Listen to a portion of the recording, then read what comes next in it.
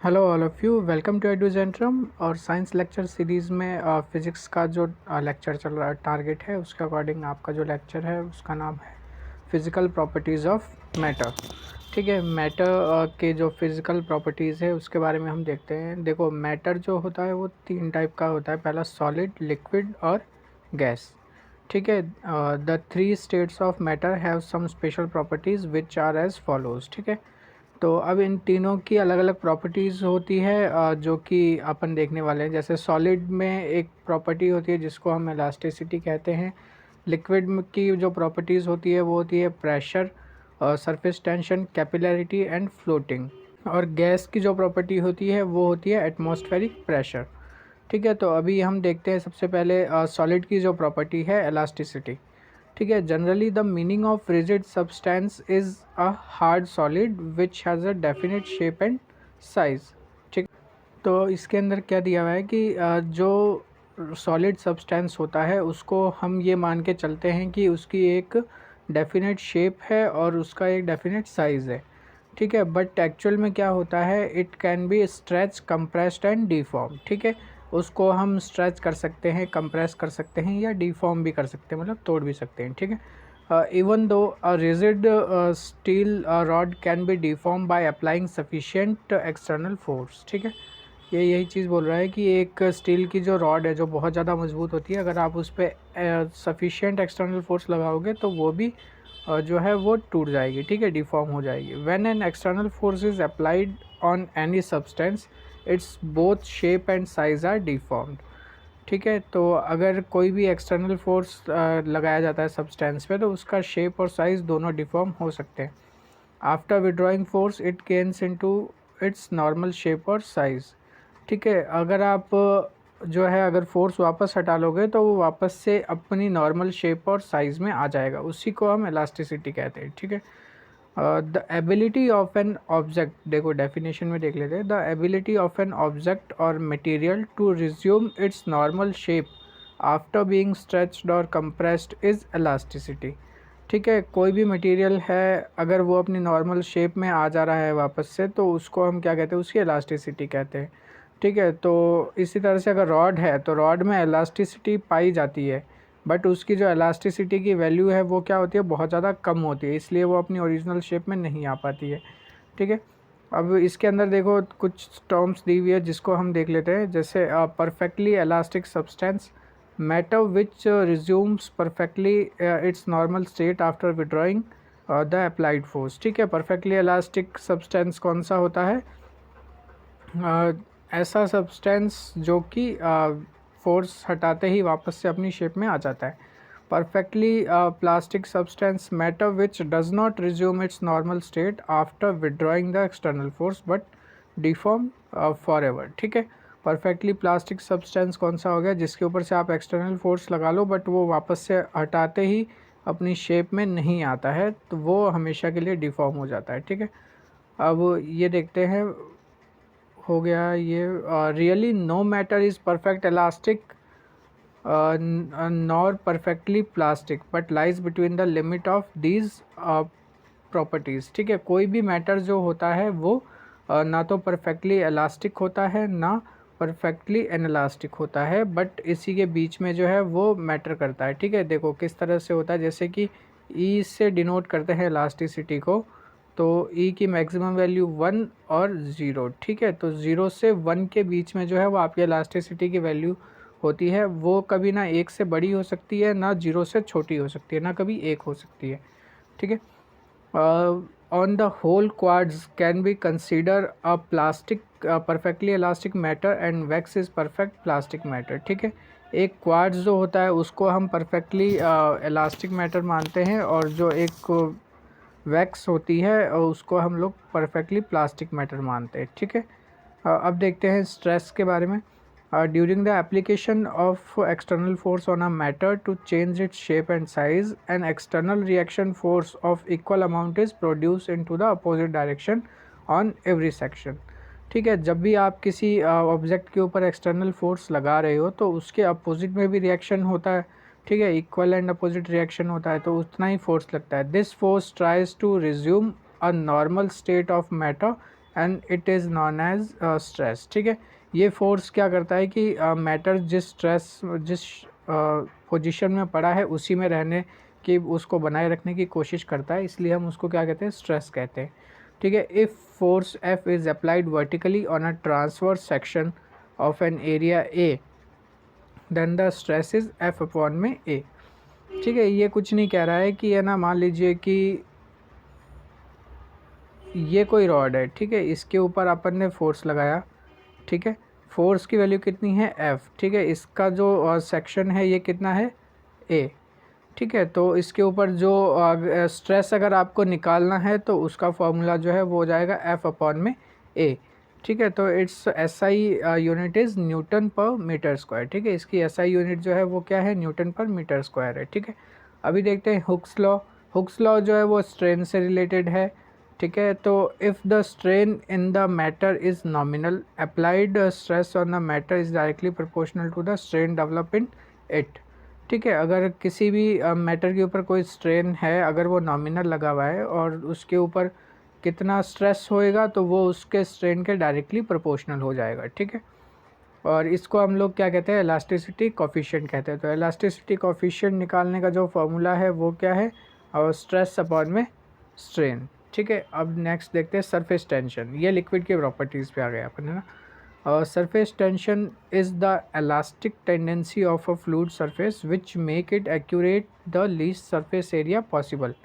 ठीक है, surface tension क्या है, लीस्ट, जैसे कि बारिश की बूंदें देखते हैं, तो बारिश की बूंदें, पानी तो किसी भी शेप और साइज़ में हो सकता है, बट वो गोल क्यों होती है, सरफेस टेंशन की वजह से। ठीक है, क्योंकि जो मैटर होता है वो लीस्ट पॉसिबल एरिया के अंदर जो है वो उसको इकट्ठा करने की कोशिश करता है। ठीक है, तो इस वजह से जो है वो बारिश की बूंदें जो है वो सर्कुलर शेप लेती है, राउंड शेप लेती है। ठीक है, it is measured into the force per unit length. ठीक है, इसको मेजर किससे करते हैं, फोर्स पर यूनिट लेंथ के ऊपर से मेजर करते हैं। It's SI unit is Newton पर मीटर। ठीक है, इसकी SI यूनिट क्या है, न्यूटन पर मीटर है। The value of surface tension of any liquid depend upon its nature. ठीक है, जो सरफेस टेंशन की जो वैल्यू है वो लिक्विड के नेचर के ऊपर डिपेंड करती है, टेम्परेचर पे डिपेंड करती है और मीडियम रिप्रेजेंट डिपेंड करती है। ठीक है, surface tension decrease with the rise in temperature, जितना ज़्यादा टेम्परेचर होगा उतना कम सरफेस टेंशन होगा। ठीक है, it become zero at the critical temperature, critical temperature पे ये ज़ीरो हो जाती है। If the liquid has negligible weight its shape will be completely spherical. ठीक है, अगर कोई भी लिक्विड है जिसका वेट नेग्लिजिबल है तो उसका जो शेप है वो क्या रहेगा, स्फेरिकल रहेगा। For example rain water drops and soap bubbles. ठीक है, साबुन के जो ये बबल्स बनते हैं वो, और रेन वाटर की जो बारिश की जो बूंदें होती है। ठीक है, the reason is drops occupy that form which is potential energy is minimum. ठीक है, तो ड्रॉप्स जो है वो ऐसी जिसके अंदर पोटेंशियल एनर्जी जो है वो मिनिमम हो। तो अगर स्टेटमेंट ऐसे आता है कि drops occupy that form in which the potential energy is maximum, तो नहीं, पोटेंशियल एनर्जी इज़ मिनिमम वाला जो ऑप्शन होगा वो सही होगा। ठीक है, it only surface tension is acting on drop. ठीक है, सरफेस टेंशन जो है वो ड्रॉप के ऊपर एक्ट करता है। It potential energy will be minimum with the less area. ठीक है, इसकी जो पोटेंशियल एनर्जी होगी वो लेस एरिया के साथ मिनिमम होगी। The rain water drop will become spherical. ठीक है, अब आगे देखते हैं कोहेसिव एंड एडहेसिव फोर्स। ठीक है, according to molecular theory every matter is made up of small particle known as the molecules, these molecules attract each other. ठीक है, मॉलिक्यूलर थ्योरी के अकॉर्डिंग क्या है कि हर मैटर जो है छोटे छोटे पार्टिकल से मिलके बना हुआ है जिसको हम मॉलिक्यूल कहते हैं, और ये मॉलिक्यूल जो है वो एक दूसरे को अट्रैक्ट करते हैं। ठीक है, cohesive force is force of attraction between molecules of the same matter. ठीक है, कोहेसिव फोर्स क्या है, फोर्स ऑफ अट्रैक्शन है सेम मैटर के बीच में। एडहेसिव फोर्स जो है वो डिफरेंट मैटर के बीच में। ठीक है, तो एडहेसिव डिफरेंट मैटर के बीच का अट्रैक्शन, कोहेसिव जो है वो सेम मैटर के बीच का अट्रैक्शन। ठीक है, the adhesive force between oil and water is less than the cohesive force of water but higher than the cohesive force of oil. ठीक है, जो एडहेसिव फोर्स ऑयल और वाटर के बीच में होता है वो वाटर के कोहेसिव फोर्स से ज़्यादा होता है बट ऑयल के एडहेसिव फोर्स से कम होता है। When the water dropped on oil surface it's drops occupy spherical shape by shrinking while when oil drop on the water surface it's spread widely in form of the thin film. ठीक है, इसी वजह से जो है वो जब आप पानी के ऊपर तेल की बूंदें डालते हैं ना, तो तेल की बूंदें जो होती है वो एक राउंड शेप ले लेती है। ठीक है, और जब तेल के ऊपर पानी डालते हो तो वाटर जो है वो स्प्रेड हो जाता है। ठीक है, वो फैल जाता है, तो ये रीज़न होता है। और इसके बाद में जो नेक्स्ट टर्म अपने को पढ़नी है वो है capillarity. The capillary tube is a glass tube with a small diameter open at the both and. ठीक है, ये एक ग्लास ट्यूब होती है जो दोनों एंड पे ओपन होती है। The tendency of a liquid to rise or fall as a result of surface tension in the capillary tube is known as capillarity. ठीक है, लिक्विड के राइज या फॉल होने की जो टेंडेंसी होती है कैपिलरी में, उसको हम लोग क्या बोलते हैं, कैपिलैरिटी बोलते हैं। किसकी वजह से होती है ये, सरफेस टेंशन की वजह से होती है। ठीक है, liquid which wet the glass rise up and liquid which does not wet the glass fall down into the capillary tube। ठीक है, कोई भी लिक्विड जो ग्लास को वेट कर देता है वो जो है वो राइज होता है कैपिलरिटी में, और लिक्विड जो ग्लास को वेट नहीं करता है वो क्या होता है, डाउन जाता है। ठीक है, ये हो गया टर्म आपका। For example, when the capillary tube is kept stand in mercury the mercury surface falls down into the tube. ठीक है, अगर मरकरी में रखा है कैपिलरी ट्यूब को तो वो नीचे की तरफ ट्रैवल करेगा। ठीक है, और इसी तरह से अगर वाटर है या फिर ऑयल है तो वो क्या करेगा, ऊपर की तरफ ट्रैवल करेगा। फॉर एग्ज़ाम्पल, जैसे घर में दिया जलाते हैं दिवाली के टाइम पे। ठीक है, तो उस टाइम देखते हैं कि ऑयल जो है वो टिप तक अपने आप पहुंच जाता है। ठीक है, तो वो कैपिलरिटी की वजह से ही होता है। एग्जाम्पल्स ऑफ कैपिलरिटी में देखो, water and mineral observe by plant roots reach to the leaves and twigs through the xylem tissue which act as a capillarity tube. ठीक है, तो वाटर और मिनरल जो होते हैं वो जाइलम टिश्यू के थ्रू जो है, कैपिलरिटी ट्यूब्स के थ्रू है। जाइलम टिश्यू जो है वो कैपिलरिटी ट्यूब्स की तरह काम करते हैं, इस वजह से वो ऊपर तक पहुंच जाते हैं। ठीक है, drawing of ink to the nib from bottom to a fountain pen. Fountain pen के अंदर भी जो निब तक आता है उसके अंदर इंक, तो वो भी इसी की वजह से आता है। ठीक है, lightning candles and lamp wicks. ठीक है, लाइटनिंग कैंडल्स और लैम्प के अंदर जो मैंने आपको अभी दिए वाला एग्जांपल बताया, blotting paper use to absorb spilled liquid. ठीक है, ब्लॉटिंग पेपर जो होता है वो लिक्विड को ऑब्जॉर्व करने का काम आता है। ठीक है, अभी हम देखते हैं विस्कोसिटी। ठीक है, तो विस्कोसिटी जितनी कम होगी वेलोसिटी उतनी ज़्यादा होगी, और वेलोसिटी जितनी विस्कोसिटी जितनी ज़्यादा होगी वेलोसिटी उतनी कम होगी। ठीक है, इस चीज़ को ध्यान रखना। A liquid is flowing in a rigid horizontal surface A B as shown in to the figure. ये फिगर में बता रखा है, यही वाली चीज़ है। इसमें देख लेते हैं, in 3 horizontal layer A B and C, A is minimum velocity, B has more than A and C has the maximum velocity। ठीक है, the consequent layer from bottom to surface try to slow down the velocity। ठीक है, यहाँ पे जो अपने काम का है, an internal force act on different layers which try to oppose their relative velocity। ठीक है, कि इसके अंदर जो रिलेटिव वेलोसिटी में देखो विस्कोसिटी क्या होती है ना, कि tendency to block its own flow को हम लोग क्या कहते हैं, विस्कोसिटी कहते हैं। ठीक है, मतलब कि कोई भी लिक्विड है, जैसे आप जेली को अगर ज़मीन पे फेंकोगे तो वो नहीं फैलेगी। ठीक है, मतलब क्योंकि उसमें विस्कोसिटी जो है वो ज़्यादा है। वैक्स को फेंकोगे तो वो हो सकता है थोड़ी सी ट्रैवल करेगी, उसमें विस्कोसिटी जेली से थोड़ी कम है। वाटर को फेंकोगे तो बहुत ज़्यादा दूर तक ट्रैवल करेगा। ठीक है, तो यही वाली चीज़ है। To maintain the flow of liquid the external force is applied against viscous force. ठीक है, उसका लिक्विड के फ्लो को मेंटेन करने के लिए क्या करना पड़ता है, एक्सटर्नल फोर्स लगाना पड़ता है। The property of liquid which oppose the relative moment amongst the different layers of liquid is known as the viscosity. ठीक है, the property of the liquid which oppose the relative moment among the different layer of liquid is known as the viscosity. ये हो गया आपका एक proper definition. ठीक है, concentrated liquid like honey and glycerine have greater viscosity. ठीक है, जो जैसे कि हनी हो गया और ग्लिसरीन हो गया, इनकी विस्कोसिटी जो है वो ज़्यादा होती है, ठीक है, और उसके अलावा बाकी जो है वो लो विस्कोसिटी फ्लूइड होते हैं। When temperature increase the viscosity of the liquid decrease. इस चीज़ को ध्यान में रखना आप कि जब टेम्परेचर बढ़ता है ना तो विस्कोसिटी जो है वो कम हो जाती है, ठीक है।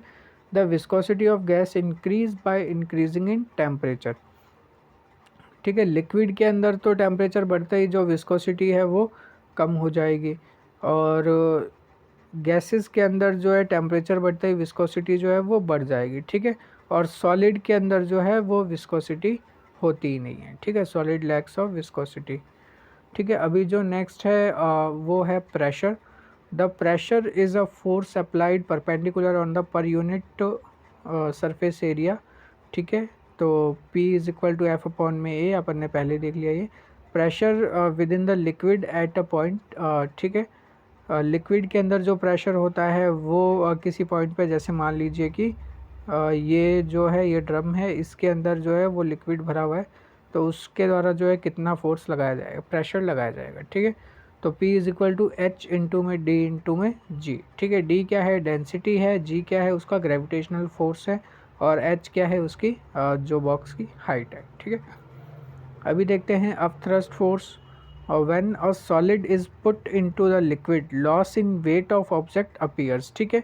जब किसी भी ऑब्जेक्ट को पानी के अंदर या किसी भी लिक्विड में रखा जाता है तो हम ये देखते हैं कि उसका जो वेट है वो थोड़ा सा कम हो जाता है। This apparent loss is due to force which is exerted by the liquid on the matter into the upper direction, ठीक है। ऐसा क्यों होता है, क्योंकि जो लिक्विड होता है ना वो भी अपोज करता है और एक अपोजिट फोर्स लगाता है उस ऑब्जेक्ट के ऊपर, ठीक है। This force is known as the upthrust force. इस फोर्स को हम क्या कहते हैं, अपथ्रस्ट फोर्स कहते हैं। The centre of upthrust is matter is the centroid of the displaced volume of liquid, ठीक है। इसका सेंटर क्या होता है अपथ्रस्ट का, जो डिस्प्लेस्ड लिक्विड होता है उसका जो सेंट्रॉइड होता है वही सेंटर होता है, ठीक है।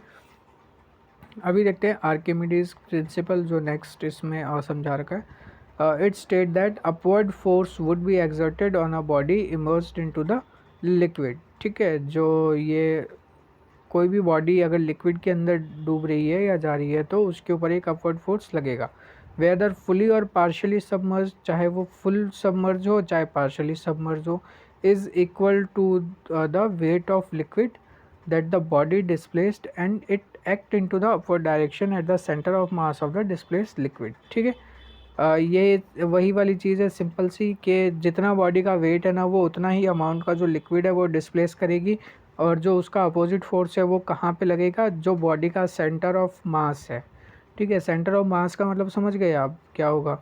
सेंटर ऑफ मास जो है बहुत सिंपल सी टर्म है। मान लीजिए कि एक ये बहुत सिंपल सी रॉड है, ठीक है। तो इस रॉड का जो सेंटर ऑफ मास जो है वो कहाँ होगा, सेंटर में होगा, ठीक है।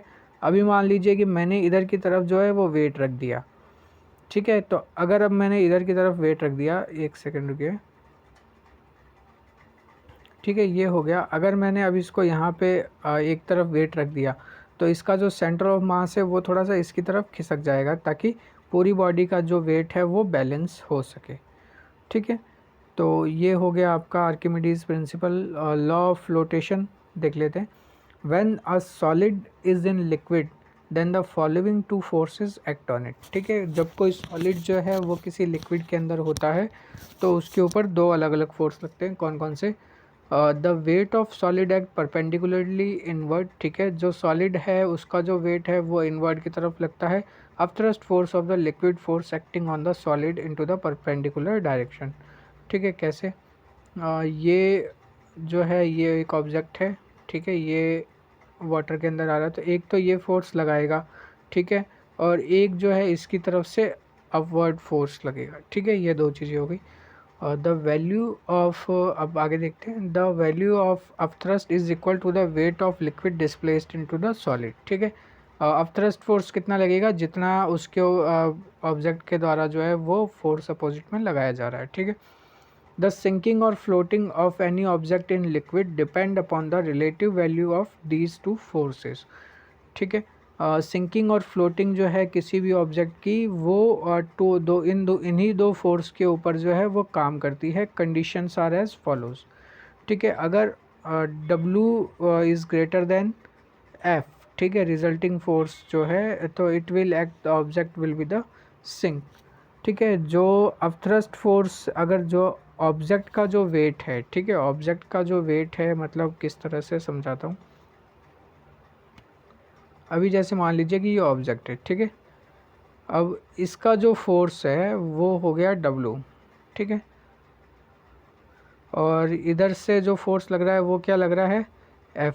तो फर्स्ट कंडीशन क्या कहती है कि if W is more than F, ठीक है, then the object will sink, ठीक है, तो ऑब्जेक्ट जो है वो डूब जाएगा, ठीक है। सेकंड कंडीशन क्या कहती है, if W is equal to F, ठीक है, तब अगर अपथ्रस्ट फोर्स और ऑब्जेक्ट के द्वारा लगाया गया फोर्स दोनों बराबर हैं, तब ऑब्जेक्ट जो है वो फ्लोट करेगा, ठीक है। और अगर W is less than force F, ठीक है, upthrust force, then the living object free, it will start to come upward, ठीक है। तो अगर कोई ऑब्जेक्ट सबमर्ज्ड है और अपथ्रस्ट फोर्स ज़्यादा है तो वो ऊपर की तरफ अपने आप आने लग जाएगा, ठीक है। समझ के, जैसे जो डाइवर्स होते हैं गोताखोर, तो वो यही करते हैं ना कि जब ज़मीन के पानी के अंदर बहुत ज़्यादा नीचे चले जाते हैं तो एक हीलियम या एयर का जो बलून होता है वो फुला देते हैं, जिसकी वजह से वो ऊपर आने लग जाते हैं अपने आप ही, ठीक है। How much portion of solid will remain in liquid, it depend upon how relative density of liquid and solid which can be calculated, ठीक है। अब कितना पार्ट जो है वो पानी के अंदर डूबा रहेगा, तो वो इसके अकॉर्डिंग एक फॉर्मूला दे रखा है, volume of sink solid portion, और ये आप देख लेना, जनरली एग्जाम में नहीं पूछते हैं, ठीक है। और बाकी सब देख लीजिए, if the density of both solid and liquid are equal then the solid will float, the liquid which have less density will float on the liquid having more density, ठीक है। ये काम का है कि जिस लिक्विड की कम डेंसिटी होगी वो ज़्यादा डेंसिटी वाले के ऊपर फ्लोट करेगा, ठीक है। तो ये हो गया आपका नेक्स्ट जो चैप्टर है, जिसका क्या टॉपिक था, फिज़िकल प्रॉपर्टीज़ ऑफ मैटर, ठीक है। तो आप इसको पढ़ते रहिए, रिवाइज़ करते रहिए। जैसा आपको पता है कि बीपीएससी एग्ज़ाम में 29 डेज़ ही बचे हैं, तो उसको ध्यान में रखते हुए हमने ये भी एक शुरू किया है रैपिड रिवीजन सीरीज़, जिसके वजह से अगर आप उसको फॉलो करते हैं तो आपके जो इम्पोर्टेंट टॉपिक्स हैं और सब टॉपिक्स हैं वो जल्दी से जल्दी रिवाइज़ हो सकते हैं। आप टारगेट जल्दी पूरा कर लीजिए, उसके अलावा आपको जो एक्स्ट्रा पढ़ना है आप उसके पढ़ते रहिए। अगर आपको लेक्चर अच्छे लगते हैं तो आप चैनल को लाइक, शेयर और सब्सक्राइब करें और पढ़ते रहिए। Thank you.